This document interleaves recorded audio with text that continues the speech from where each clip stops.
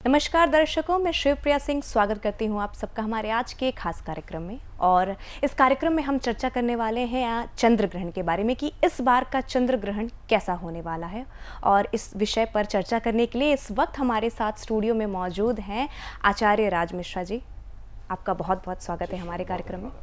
और हम चाहेंगे कि आप हमारे दर्शकों को ये बताएं कि इस बार का जो चंद्र ग्रहण है वो क्या प्रभाव डालने वाला है। जी बिल्कुल, जैसा कि हम सभी लोग सुन रहे हैं, टीवी पर बहुत सारा सुन रहे हैं, बहुत सारे न्यूज़ चैनल पर सुन रहे हैं, सोशल मीडिया पर सुन रहे हैं, चंद्र ग्रहण आ रहा है, 15 दिन के अंदर दूसरा ग्रहण आ रहा है, उसका बहुत बड़ा इम्पैक्ट पड़ेगा। सच्चाई में ग्रहण तो आ रहा है और ग्रहण विजिबल भी है। अगर इंडिया में देखा जाए तो इंडिया में ये चंद्र ग्रहण दिखेगा। 5 तारीख की रात्रि 8:44 पर प्रारंभ होने वाला है और 6 तारीख को अर्ली मॉर्निंग 1:02 पर यह ग्रहण समाप्त हो रहा है। लेकिन मैं एक बात क्लियर करना चाहता हूँ, ये पूर्ण रूप से चंद्र ग्रहण नहीं है। ये पहला इस प्रकार का चंद्र ग्रहण होगा जिसमें किसी प्रकार के दान का कोई महत्व नहीं होगा। इसको ध्यान रखिएगा, किसी प्रकार से दान इत्यादि का महत्व नहीं होगा। साथ में जैसा कि हम लोग हर ग्रहण में सुनते हैं कि प्रेग्नेंट महिलाओं को स्पेशली ध्यान रखना है, आपको इस टाइम पर खाना नहीं खाना है, इसका सूतक इस टाइम शुरू हो जाएगा, जनरली हम लोग सुनते हैं। ये ऐसा ग्रहण होगा जहां पर आपको किसी प्रकार के भी इस नियम को पालन करने की आवश्यकता नहीं होगी। ग्रहण रात को 8:44 पर प्रारंभ होगा इंडिया के टाइम के अकॉर्डिंग। इंडिया में दिखेगा, ये भी कंफर्म है। लेकिन ना तो किसी प्रकार से आपको सूतक के नियम का पालन करने की आवश्यकता है, ना ही उस टाइम पर ग्रहण में जो नॉर्मली हम लोग नियम पालन करते हैं उसको करने की आवश्यकता है। आप जो नॉर्मल अपना जीवन व्यतीत कर रहे हैं उसी प्रकार से आपको अपनी दिनचर्या को चलाना है, उसी प्रकार से रहना है। आखिर ऐसा क्या रीजन है कि ग्रहण होने के बाद भी हमको नियम पालन नहीं करना है?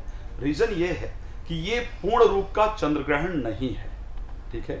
ये सिर्फ उपछाया ग्रहण है जिसमें चंद्रमा हल्का सा धूमिल होगा, चंद्रमा में हल्का सा मालिन्यपन आएगा। पूरी तरह से जो चंद्र ग्रहण होता है उसमें सूर्य, चंद्रमा और धरती तीनों एक सीध में आ जाते हैं। और सूर्य और चंद्रमा के बीच में जब धरती आ जाती है तो चंद्रमा का एक सिरा ढक जाता है, जहां पर काला धब्बा आ जाता है, जिसको हम लोग चंद्र ग्रहण कहते हैं। कई बार चंद्रमा धरती के पास आता हुआ और हल्का सा स्पर्श करते हुए निकल जाता है, या हल्का सा उसकी काष्ठा में आकर के निकल जाता है। तो ऐसी परिस्थिति में इसको पूर्ण चंद्र ग्रहण नहीं कहा जाता है। और जब भी पूर्ण चंद्र ग्रहण नहीं होता है तो किसी प्रकार के भी नियम को फॉलो करने की आवश्यकता नहीं होती है। तो ऐसे ही मुझे लगता है कि भयभीत होने की तो आवश्यकता नहीं है।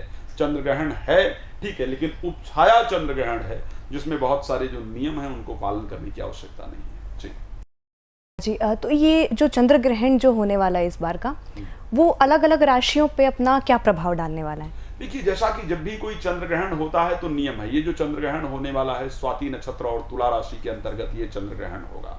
स्वाति नक्षत्र में घटित होगा और तुला राशि के अंतर्गत ये चंद्र ग्रहण जो है वो घटित होने वाला है। और ये नियम है कि जब भी जो चंद्र ग्रहण घटित होता है, जो राशियां उससे स्पेशली 6ठे भाव में पड़ती हैं, जो राशियां उससे 8वें भाव में पड़ती हैं, या जो राशियां उससे 12वें भाव में पड़ती हैं, उस पर नेगेटिव इंपैक्ट जरूर पड़ता है। अब अगर देखा जाए मेष राशि से लेकर के, तो मेष राशि के जाकर के ये 6th हाउस में ये ग्रहण पड़ रहा है। मेष राशि के लिए अगर देखा जाए, क्षमा चाहूंगा, 7th हाउस में पड़ रहा है। तो मेष राशि के लिए तो स्पेशली जीवन साथी को लेकर के कष्टप्रद परिस्थितियां देखने को मिलेगी। लेकिन जब हम वृष राशि के लिए बात करते हैं तो वृष राशि के हेल्थ को लेकर के इसका इंपैक्ट ज्यादा पड़ेगा। स्वास्थ्य को लेकर के परिस्थितियां प्रभावित करेंगी, हेल्थ प्रॉब्लम होगी, भाग दौड़ बहुत ज्यादा रहेगा, नए रोग शरीर के अंदर उत्पन्न हो, इस प्रकार की परिस्थिति होने वाली है। लेकिन जब मिथुन राशि की बात करेंगे तो फायदेमंद है। मिथुन राशि के लिए विद्या को लेकर के फायदा है, बुद्धि तीव्र गति से काम करेगी, संतान को लेकर के अच्छे रिजल्ट प्राप्त होंगे। तो अगर देखा जाए मिथुन राशि के लिए अच्छा रिजल्ट आएगा। लेकिन कर्क राशि के लिए रिजल्ट खराब होगा कि कर्क राशि की 4th हाउस में होगा, और 4th हाउस दुर्घटना का घर कहा जाता है, 4th हाउस वाहन इत्यादि का घर कहा जाता है। तो वाहन सावधानी से चलाने की आवश्यकता होगी, दुर्घटना इत्यादि का संयोग बन रहा है। सिंह राशि के लिए ग्रहण फायदेमंद होगा कि सिंह राशि के 3rd हाउस में जाकर के पड़ रहा है। 3rd हाउस में पड़ने के कारण बहुत सारी यात्राएं होंगी, थोड़ा यात्रा के कारण मन परेशान रहेगा, बट फिर भी आपको उन यात्राओं से लाभ होगा, मनवांछित फल की प्राप्ति होगी। अगर कन्या राशि के लिए बात करेंगे, कन्या राशि के लिए आर्थिक लाभ होगा, कुटुंब में मांगलिक कार्य का आयोजन होगा। तुला राशि के लिए ग्रहण नुकसानदायक होगा, बिकॉज तुला राशि में ही यह ग्रहण घटित हो रहा है। स्वाति नक्षत्र में घटित हो रहा है। तो ऐसी परिस्थिति में तुला राशि के लिए ग्रहण की अगर हम बात करते हैं तो तुला राशि के लिए जनरली ये ग्रहण नुकसान करेगा, और नुकसान हेल्थ को लेकर के सबसे अधिक करेगा, दुर्घटना इत्यादि को लेकर के ग्रहण घटित होगा जो वो नुकसान करेगा। तो ऐसे अलग अलग राशियों के लिए अलग अलग प्रकार का प्रभाव रहेगा। जी तो महाराज जी, इसके कोई उपाय कि जिस देखिए, सबसे पहले तो हम जो 7 राशियां हैं स्पेशली तुला राशि तक का, इसका प्रभाव रहेगा सभी राशि के लिए। अगर हम देखें तो एक तो नहाने के पानी में गंगा जल डालना, और गंगा जल डाल करके गायत्री मंत्र का जप करना फायदेमंद होगा। नहाने के पानी में गंगा जल डाला जाए, नहाने के बाद गायत्री मंत्र का अगर जप किया जाए तो निश्चित रूप से बहुत लाभप्रद होगा। साथ में जब ग्रहण खत्म हो जाए तो मिश्री ले लिया जाए, दूध ले लिया जाए, चंद्रमा का जो दान की चीजें है, मिश्री ले लिया जाए, दूध ले लिया जाए, चावल ले लिया जाए और सफेद फूल ले लिया जाए। इसको लेकर के दान करना लाभप्रद होगा।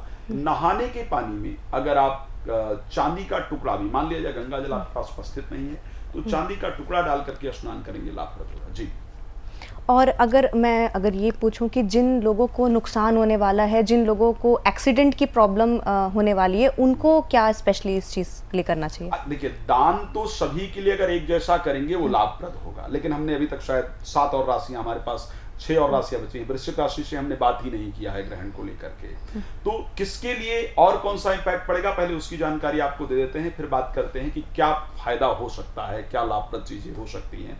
जब वृश्चिक राशि के लिए 12th हाउस में ग्रहण पड़ेगा, अब आपको क्या विशेष ध्यान रखना है? आपको ध्यान रखना है कोई भी चीज खरीदते बेचते वक्त सावधानी रखनी है। आपके लिए धन हानि की परिस्थिति दिख रही है, नींद आने में दिक्कत हो, इस प्रकार की परिस्थिति आपके लिए दिख रही है। धनु राशि के लिए जब भी हम बात करते हैं, धनु राशि के लिए 11वें भाव में ग्रहण पड़ेगा, धनु के लिए बड़ा फायदेमंद रहने वाला है। अच्छे लाभ आपको प्राप्त होने वाले हैं, मन में प्रसन्नता रहेगी, कार्य की सिद्धि होगी, मनोरथ आपके पूर्ण होंगे, इस प्रकार की परिस्थिति दिखती है। मकर राशि के लिए ग्रहण 10th हाउस में जाकर के पड़ेगा। 10th हाउस में पड़ने के कारण निश्चित रूप से आपके लिए बहुत लाभप्रद होगा। आपके व्यापार में वृद्धि होगी, नई नौकरी प्राप्त करना चाहते हैं तो नई नौकरी प्राप्ति के संयोग बनेंगे, तो मकर के लिए भी ये परिस्थिति लाभप्रद है। कुंभ राशि के लिए अगर इस ग्रहण की बात करें, कुंभ राशि के लिए 9th हाउस में जाकर के ग्रहण पड़ेगा। धार्मिकता मन में उत्पन्न होगी, धार्मिक कार्य से आपको अच्छा लाभ होगा और जीवन में आप आगे बढ़ पाएंगे, तो कुंभ के लिए भी करीब करीब परिस्थिति अच्छी रहेगी। मीन राशि के लिए जब इस ग्रहण की बात करते हैं तो मीन के लिए यह ग्रहण 8th हाउस में पड़ेगा। मीन के लिए ग्रहण खतरनाक है, जिस दुर्घटना की अभी हम बात कर रहे थे, उस उपाय की हम बात कर रहे थे, तो मीन राशि के लिए दुर्घटना का संयोग दिख रहा है। मीन राशि के लोगों को खास ध्यान रखने की आवश्यकता है। जिन लोगों के लिए विशेष नुकसानदायक है, जैसे हम अगर बात कर रहे हैं, मेष राशि के लिए हमने बात किया है, वृष राशि के लिए बात किया है, कर्क सिंह के लिए बात किया है, या हमने मीन राशि के लिए स्पेशली बात किया है, तो आपको क्या करने की आवश्यकता है? ग्रहण जब खत्म हो जाए तो ऐसे परिस्थिति में गंगा जल और चांदी का कोई टुकड़ा या कुछ भी, आपने अगर अंगूठी वगैरह पहन रखी है तो जल में उसको डालें, और डालने के बाद उसके थ्रू स्नान करें। फिर उस जल से आपको स्नान करने की आवश्यकता है, और साथ में किसी चांदी या तांबे के बर्तन में घी डाल करके और उस घी को ले जा करके किसी व्यक्ति को, किसी ब्राह्मण इत्यादि को दक्षिणा के साथ दान करें। वो आपके लिए सारी जो प्रॉब्लम से, जो दुर्घटना इत्यादि है, उसको दूर करने वाला है। आचार्य जी, इस वक्त हमारे साथ एक कॉलर जुड़े हुए हैं। जी, हेलो आचार्य जी नमस्कार। जी जय श्री राम। क्या नाम है आपका? जय। सॉरी आचार्य जी। हाँ जी, आपको मेरी आवाज आ रही है? हाँ जी आ रही है। बताइए प्लीज, क्या नाम है आपका? जय। क्या डेट ऑफ बर्थ है जय जी आपका? 3 मार्च 2001। 3 मार्च 2001। टाइम क्या है जन्म का? आचार्य जी सुबह के 3 बजे। कहाँ पर जन्म हुआ है आपका? दिल्ली। दिल्ली में। क्या प्रश्न है आपका? आचार्य जी मैं कह रहा हूँ कि जो चंद्रग्रहण ये पड़ने वाला है, इस पे अलग मेरी राशि पे इसका क्या प्रभाव पड़ेगा? जैसा कि आपका जन्म हुआ है 3 मार्च 2001 को आपने बताया है, और 3 बजे मॉर्निंग में आपने, अर्ली मॉर्निंग 3 बजे आपने जन्म बताया है। आपका जन्म हुआ है धनु लग्न के अंतर्गत, और आपकी राशि जो कुंडली के अंतर्गत है वो वृष है। धनु लग्न और वृष राशि के अंतर्गत जन्म हुआ है।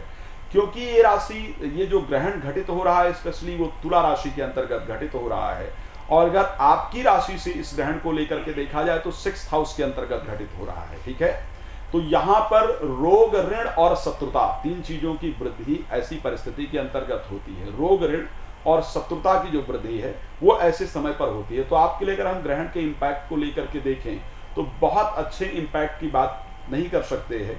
आपको अपने हेल्थ पर विशेष ध्यान रखने की आवश्यकता होगी, साथ में सावधानी की आवश्यकता होगी। लोगों से उलझने का प्रयास ना करें, सावधान रहने का प्रयास करें, आपके लिए फायदेमंद होगा। जी चलिए, धन्यवाद। चलिए, धन्यवाद आपका जुड़ने के लिए।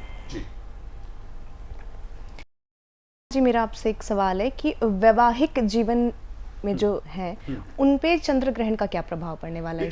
देखिए, अगर हम वैवाहिक जीवन को लेकर के बात करते हैं और वैवाहिक जीवन में चंद्र ग्रहण की बात करते हैं, क्योंकि चंद्रमा पर यह ग्रहण लग रहा है, राइट। और जब भी कोई ग्रहण चंद्रमा पर लगता है, और चंद्रमा को शास्त्र के अंतर्गत अगर देखा जाए तो मन का कारक कहा जाता है। मन की खिन्नता आपके जीवन को हमेशा परेशान करती है।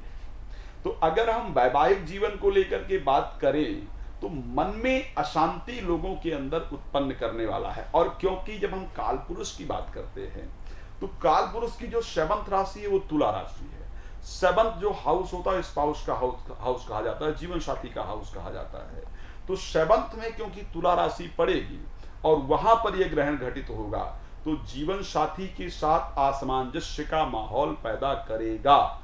जीवन साथी के विचारों में एक अजीब सी नेगेटिविटी को उत्पन्न करेगा। एक दूसरे को समझने में जरूर प्रॉब्लम होगी, ऐसा कोई बड़ी भी ही नजर नहीं आएगी, लेकिन कई बार आप कंडीशन देखते हैं ना कि एक दूसरे की बात समझ ही नहीं आ रही है ना, एक दूसरे के विचार ही समझ नहीं आ रहे हैं, बात ही समझ नहीं आ रही है। तो इस प्रकार की नेगेटिविटी का सामना जरूर करना पड़ेगा। जी, आगे बढ़ते हैं। तो जो लोग, सबसे पहले मैं एक बात और आप सबको बताना चाहता हूं, ये लाइव शायद 10-15 मिनट हम लोग और लाइव रहने वाले हैं। तो ऐसे कंडीशन में जिसको भी अपने बारे में कोई प्रश्न करना हो, हमने कार्यक्रम को स्टार्ट किया तो हमारा प्रयास रहा कि हम लोग ग्रहण के बारे में आप सबको जानकारी दें और आप सभी के मन में जो भ्रांतियां थी उन भ्रांतियों को दूर करने का प्रयास किया जाए। अगर किसी के मन में भी कोई भी प्रश्न है, एस्ट्रोलॉजिकल कोई क्वेश्चन आपके मन में है, स्पिरिचुअल कोई प्रश्न है आपके मन में, आपको लगता है धर्म से रिलेटेड कुछ जानना है, ग्रहण को लेकर के कोई भी प्रश्न आपके मन में है, तो 2 तरीका, या तो कमेंट करके अपने प्रश्न को पूछ सकते हैं, जो भी आपके कमेंट आएंगे वो आप रीड करके मुझे बता देंगे तो मैं उसका उत्तर दे दूंगा। दूसरा तरीका है कि नंबर आप सबको नजर आ रहा है 9821533727, ये नंबर है। इस पर आप लोग वैसे भी मेरे साथ रात को 9 बजे प्रतिदिन और दोपहर को 12 बजे जुड़ते हैं, तो अभी भी आप मेरे साथ कॉल करके और इस कार्यक्रम में कनेक्ट हो सकते हैं। लाइव फ्री ऑफ कॉस्ट है, आपके पास समय है कि अपने विषय में फ्री ऑफ कॉस्ट जानकारी इस लाइव में प्राप्त कर सकें। जी, मेरा आपसे एक सवाल है कि वैवाहिक जीवन में जो लोगों को परेशानियां हो रही हैं उससे वो निजात कैसे पा सकेंगे अगर चंद्र ग्रहण की वजह से उनको? देखिए, सबसे पहले एक जनरल वैवाहिक जीवन में हो रही प्रॉब्लम से निजात का एक तरीका मैं बता सकता हूँ।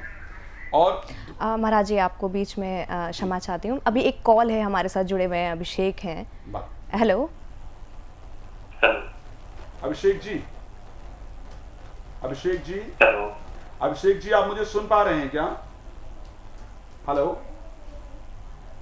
हेलो हेलो अभिषेक जी, आपको मेरी आवाज आ रही है या नहीं? जी आ रही है। जी बताइए अभिषेक जी, क्या प्रश्न है आपका, क्या डेट ऑफ बर्थ है, बताइए प्लीज।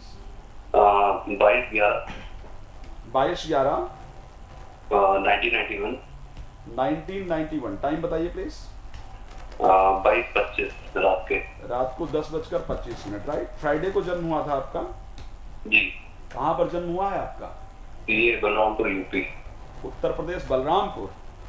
जी। क्या प्रश्न है आपका? सर, मैरिज कब तक हो पाएगी, और दूसरा लाइफ में डिसिप्लिन नहीं मेंटेन हो पाती चीजों को लेकर के। बलरामपुर यूपी में जन्म हुए, आपके क्षेत्र में तो शादी भी जल्दी हो जाती, इतना लेट काहे हो गया भैया? हेलो जी, आपका जन्म हुआ है कर्क लग्न के अंतर्गत और आपकी राशि इस कुंडली में वृष है, ठीक है। कर्क लग्न और वृष राशि के अंतर्गत इस कुंडली में जन्म हुआ है। अभी जो दशा से गुजर रहे हो, बृहस्पति की महादशा से गुजर रहे हैं और बृहस्पति की ही अंतरदशा से वर्तमान समय के अंतर्गत गुजर रहे हैं। जो ये कुंडली दिखाती है, एक्चुअली जब भी किसी व्यक्ति का, जातक या जातिका का जो जन्म होता है, कर्क लग्न हो गया, मकर लग्न हो गया, मेष, कर्क, तुला और मकर, ये 4 लग्न जो है ना, चर लग्न, चर प्रकृति की लग्न है।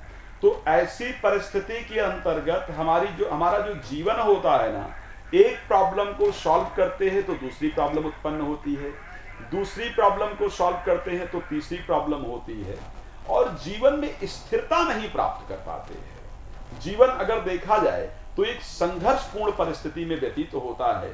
जीवन में स्थिरता प्राप्त करने में बड़ी दिक्कत होती है। ऐसी परिस्थिति रही है या नहीं? जी ऐसे रही है, मतलब कुछ ना कुछ चलता रहा है। पिताजी का जीवन भी काफी कष्टप्रद रहा हो और माताजी को हेल्थ प्रॉब्लम रहती हो, इस प्रकार की परिस्थिति कुंडली में है, ऐसा है क्या? जी बिल्कुल। एक बात मुझे बताइए, किसी से प्रेम करते थे, किसी के प्रति आपका अट्रैक्शन था क्या? पहले था, लेकिन फिर वो सब छूट गया। पहले था ना जी, कि लग्नेश आपका 11th हाउस में बैठ करके 5th हाउस को देख रहा है, तो प्रेम का डायरेक्ट जो संयोग इस कुंडली में दिखता है वो इस प्रकार बनता है। अच्छा, मैरिज को लेकर के आपने पूछा है कि मैरिज कब होगी। अप्रैल जो अभी निकला है 21 तारीख, ठीक है, 21 अप्रैल से 12 महीने जोड़ लीजिए, 21 अप्रैल से 12 महीने बाद यानी 2024 में 21 अप्रैल के बाद आपकी मैरिज हो। शादी जहां पर जन्म हुआ है वहीं के नजदीक की लड़की हो, दक्षिण दिशा की लड़की हो, लुक वाइज बहुत अच्छी बेशक ना हो लेकिन नेचर वाइज बहुत अच्छी लड़की हो, जिनके साथ आपके मैरिज के होने का संकेत है। 7th हाउस में शनि के बैठे होने के कारण आपको 7 शनिवार सरसों के तेल में चेहरा देख करके तेल दान करने से, शिव आराधना नियमित रूप से करने से लाभ होगा। जीवन में बाकी परिस्थितियां भी अच्छी होंगी और सफलता को प्राप्त कर पाएंगे, ठीक है। और डिसिप्लिन नहीं मेंटेन हो पाता है, वो बीच में ब्रेक हो जाता है, इतना जोश नहीं रहता, क्योंकि कर्क लग्न एक जल तत्व लग्न है। कर्क लग्न के लोगों को एक तो बहुत इमोशनल, मैंने देखा है कर्क लग्न के जो लोग हैं ना वो बहुत इमोशनल होते हैं और जिंदगी में इमोशनल होकर के नहीं चला जा सकता है। तो एक तो सबसे पहले अपने आप को भावुक होने से बचाइए, भावुकता से अपने आप को बचाइए, इमोशनल होने से अपने आप को बचाइए और नियमित रूप से एक काली मिर्च खाना शुरू कीजिए। दुर्गा जी के चरणों में प्रति शुक्रवार को ले जाकर के कपूर अर्पण करना प्रारंभ कीजिए, ठीक है। इससे आपके जो शुक्र की परिस्थिति खराब है वो ठीक होगी और जहां तक शुक्र बेहतर हो गया तो आप जीवन में एक परिस्थिति को मेंटेन कर पाएंगे, एक दिनचर्या बना पाएंगे और उसके अकॉर्डिंग चल करके जीवन में लाभ ले पाएंगे, ठीक है जी। जी आचार्य जी, YouTube के माध्यम से अनुराधा तिवारी जी ने एक प्रश्न किया है कि प्रेगनेंसी के 6th मंथ में चंद्र ग्रहण में वो बाहर निकल सकती हैं? क्योंकि मैंने कहा कि ये पूर्ण रूपेण ग्रहण है ही नहीं। अनुराधा तिवारी जी, एक बात ध्यान रखिएगा, आप जो आपका प्रश्न है, देखिए मैं एक और चीज आप सबको बताना चाहता हूं। आज इस संसार में ना, चाहे वो टीवी चैनल हो और चाहे वो बहुत सारा सोशल मीडिया हो, भाई टीआरपी गेन करने के लिए टीवी चैनल भी बहुत सारी बड़ी बड़ी बातें, बहुत सारे न्यूज चैनल पर मैं भी कई सारे कार्यक्रम करके आया हूं, आ रहा है चंद्र ग्रहण, ये हो जाएगा वो हो जाएगा, सच्चाई ना बता करके लोगों को भ्रमित करने का बहुत कार्य किया जा रहा है टीवी चैनलों के माध्यम से। तो मैं आपको बताना चाहता हूं, क्योंकि ये उपछाया चंद्र ग्रहण है, ये पूर्ण रूप से चंद्र ग्रहण है ही नहीं, भारत में दृश्य जरूर होगा, तो इस कारण से किसी प्रकार कोई भी नियम पालन करने की आवश्यकता नहीं है। आप चंद्र ग्रहण के समय आराम से खाना इत्यादि खा सकती हैं, जिस प्रकार आप नॉर्मल दिन में बिहेव करती हैं, जिस प्रकार आपकी नॉर्मल दिनचर्या रहती है उस प्रकार की दिनचर्या में आप चल सकती हैं और कोई इस प्रकार का प्रभाव नहीं है, तो बाहर निकल सकती हैं आप जी। आचार्य जी, इस वक्त एक कॉलर जुड़े हुए हैं हमारे साथ। हेलो हेलो हेलो हेलो जी, क्या नाम है आपका? कीर्ति सिंह। सॉरी, कीर्ति सिंह। कीर्ति सिंह जी। जी जी कीर्ति सिंह जी, बताइए प्लीज। सर मेरी डेट ऑफ बर्थ है 22/6/1971। 22 जून 1971। टाइम बता दीजिए प्लीज। 22/6 सर, 22 जून। 22 जून ही होगा ना साहब, मैंने भी 22 जून ही बोला है। टाइम बता 22 जून 1971। टाइम बता दीजिए प्लीज। टाइम सर 3:30 बजे दोपहर। दोपहर 3:30 बजे। कहाँ पर जन्म हुआ है आपका? उत्तराखंड। जिला बता दीजिए प्लीज। जिला उत्तरकाशी। उत्तरकाशी उत्तराखंड में। जी। क्या प्रश्न है आपका? प्रश्न ये था कि वो पैसा आते आते रुक जाता है सर हाथ में। आते आते रुक जाता है पैसा हाथ में? जी। चलिए निश्चित रूप से प्रयास करते हैं देखने का। तुला लग्न के अंतर्गत आपका जन्म हुआ है और आपकी राशि जो कुंडली के अंतर्गत बनती है मिथुन राशि और तुला लग्न के अंतर्गत जन्म हुआ है। आपका जन्म ना अमावस्या के दिन में हुआ था। वर्तमान समय में आपके साथ क्या चल रहा है मैं उस पर थोड़ी सी आपको जानकारी दे देता हूं, ताकि आपको ये भरोसा हो जाए कि जो हमारी कुंडली देखी भी जा रही है वो सही देखी जा रही है या नहीं। शनि की महादशा से इस टाइम पर गुजर रहे हैं और राहु की अंतर्दशा से वर्तमान में गुजर रहे हैं। एक तो वर्तमान में आपके शरीर का जो एनर्जी लेवल है वो बहुत कम हो गया है, बहुत जल्दी थक जाते हैं और मन में बहुत अशांति रहती है, एंजाइटी रहता है, मन में एक अजीब सा डर हमेशा बना रहता है, नेगेटिविटी बनी रहती है, बॉडी के ज्वाइंट्स में पेन हो, नसों के अंतर्गत दिक्कत हो, मन में हमेशा मन भयभीत रहे, इस प्रकार की परिस्थिति इस कुंडली के अंतर्गत नजर आती है। दूसरा, आपके एजुकेशन के अंतर्गत प्रॉब्लम आई हो और इस टाइम जो हार्ट बीट है, जो दिल की धड़कनें हैं वो बढ़ी रहे, इस प्रकार की परिस्थिति आपकी कुंडली में नजर आती है। ऐसा है या नहीं? हेलो जी जी जी जी, जैसा बताया गया ऐसा है या नहीं, ये बताइएगा पहले। जी जी जी, कुछ चीजें ऐसी हैं। क्या प्रश्न किया था आपने? सर पैसा जो भी काम करता हूँ सर पैसा रुक जाता है। पैसा जहां भी काम करते हैं वहां पर जाकर के पैसा रुक जाता है। देखो अभी जो लोग आपको जिंदगी में मिलेंगे भैया, एक बात ध्यान रखिएगा, 2025 के फरवरी मंथ तक, क्योंकि शनि की महादशा से आप गुजर रहे हैं और राहु की अंतर्दशा से गुजर रहे हैं, ये परिस्थितियां बहुत अनुकूल नहीं है। 2025 के 16 फरवरी तक जो समय आपका चलेगा वो इसी प्रकार का चलने वाला है। 2025 के 16 फरवरी के बाद का जो समय है वो आपका थोड़ा अनुकूल होगा।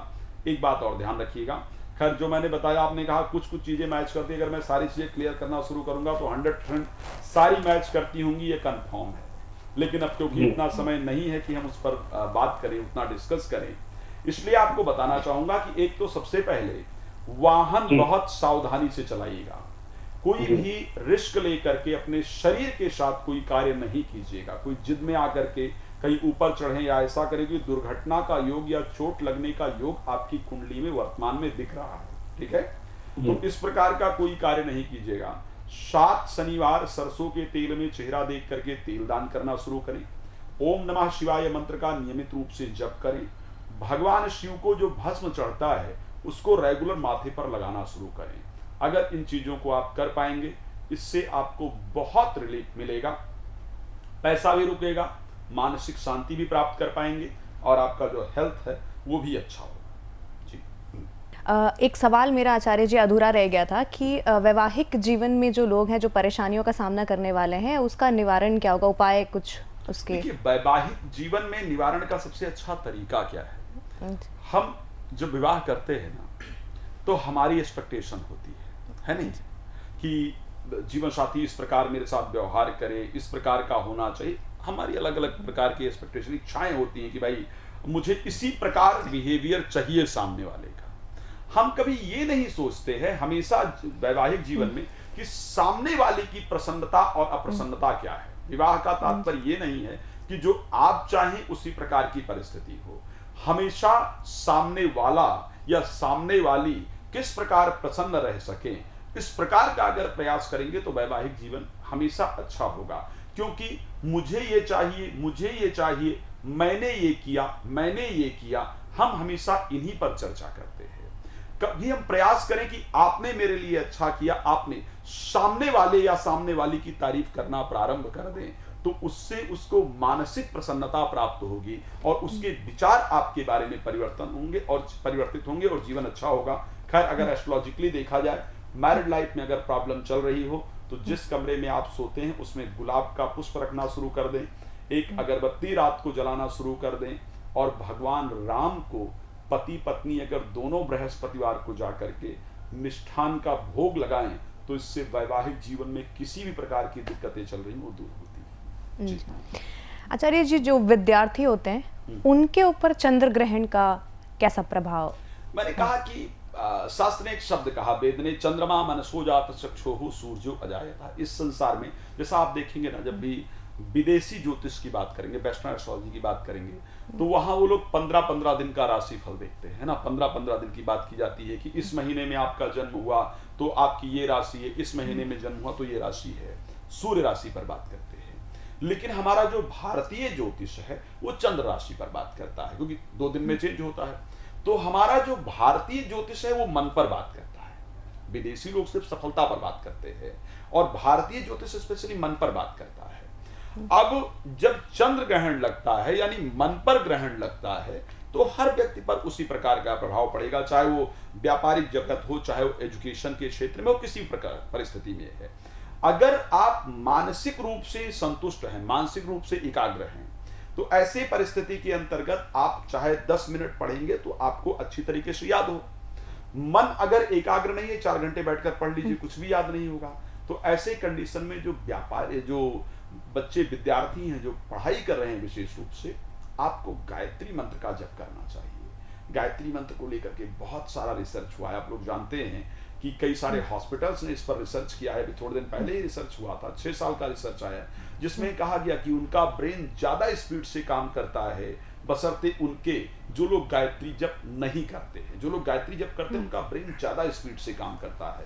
तो आपको गायत्री जप करना चाहिए, बहुत फायदेमंद है। इससे ग्रहण में होने वाले नेगेटिव इंपैक्ट आपके जीवन के अंतर्गत नहीं पड़ेंगे। चलिए आचार्य जी, इस वक्त हमारे साथ एक कॉलर जुड़ी हुई हैं, आभा जी। हेलो। हाँ मैम जी बताइए आभा जी।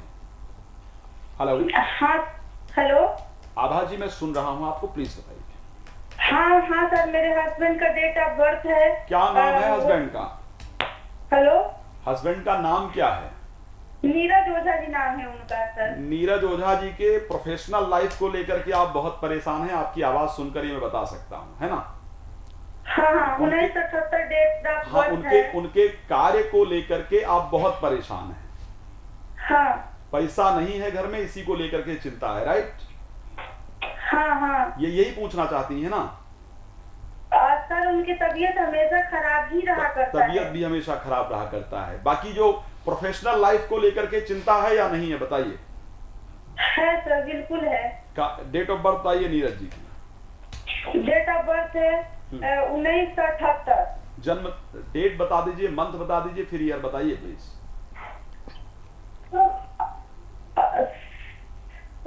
डेट ऑफ 1978 है सर। जन्म तारीख बता सकती हैं क्या प्लीज? तारीख 6 अगस्त है। 6 अगस्त 1978। टाइम भी याद होगा क्या? हाँ, 7:33। दिन के या रात? दिन में। दिन में सुबह ना? हाँ हाँ, सूर्यास्त 6:30 सर। हाँ, संध्या का समय है। संध्या का समय है। कहाँ पर जन्म हुआ है? सूर्यास्त रुद्रपुर में हुआ है सर। इतना आप घबराई हुई काहे हैं, क्या दिक्कत है? कुछ नहीं सर, आपसे बात कर रहे हैं तो। रिलैक्स, ऐसा नहीं। आप लोग तो मुझसे रोज बात करते हैं, आज एंकर जी बात कर रही थी, इनकी आवाज को सुनकर घबरा गई हूँ तो कोई अलग विषय है। क्या कहाँ पर जन्म हुआ है बताइए? बलिया के रुद्रपुर गांव में हुआ है। जिला बलिया, बलिया उत्तर प्रदेश। बताइए प्लीज क्या प्रश्न है इनके बारे में? हेल्थ में प्रॉब्लम रहती है? हाँ सर, हेल्थ की बहुत प्रॉब्लम रहती है। शादी किए हुए मतलब 6-7 साल 5 साल हो गया, अभी तक मेरा कोई बच्चा भी नहीं है। इनका तबीयत हमेशा खराब ही रहा करता है सर। ओके, एक बात बताइए, पेट में हमेशा पीड़ा रहती हो और शरीर के नसों में प्रॉब्लम रहती है, पेट में पीड़ा रहती है, पेट में दिक्कत रहती है और शरीर के हड्डियों और नसों में प्रॉब्लम रहती, यही है क्या? हाँ सर, थैंक यू सर। आप कैसे जानते? ये ग्रह हम लोगों को बता देते हैं, इधर आके कान में बोल जाते हैं। हाँ हाँ, यही प्रॉब्लम है सर। यही प्रॉब्लम रहती है ना? और बहुत इलाज करा चुके होंगे, रोज इस डॉक्टर के पास जाते होंगे, कोई बड़ी बीमारी निकल करके नहीं आ रही है और दवा लेते हैं वो दवा लगती नहीं है ना? हाँ हाँ सर, बिल्कुल। कोई प्रॉब्लम समझ नहीं आ रही है और जो दवा लेते हैं वो दवा लगती नहीं। पेन और पेपर लेकर बैठे हैं या नहीं?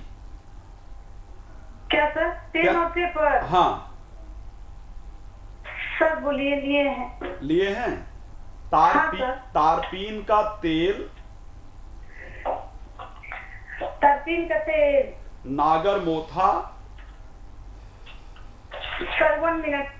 हाँ, देखो मेरे पास बहुत टाइम नहीं, मुझे बेटी को स्कूल से लेने जाना है, 15 पर खत्म करना था, 16 ऑलरेडी हो गए हैं। हाँ हाँ, तारपीन का तेल, नागर मोथा, नारियल मोथा, नागर मोथा, तारपीन का तेल, नागर मोथा, हाँ, लोहबान, हाँ लोहबान और गजदंत, ये 4 और तारपीन, नागरमोथा, लोहबान और गजदंत, ये 4 चीजें हैं। वीडियो बाद में एक बार चेक करके देख लीजिएगा, ठीक है, दोबारा सुन लीजिएगा। हाँ।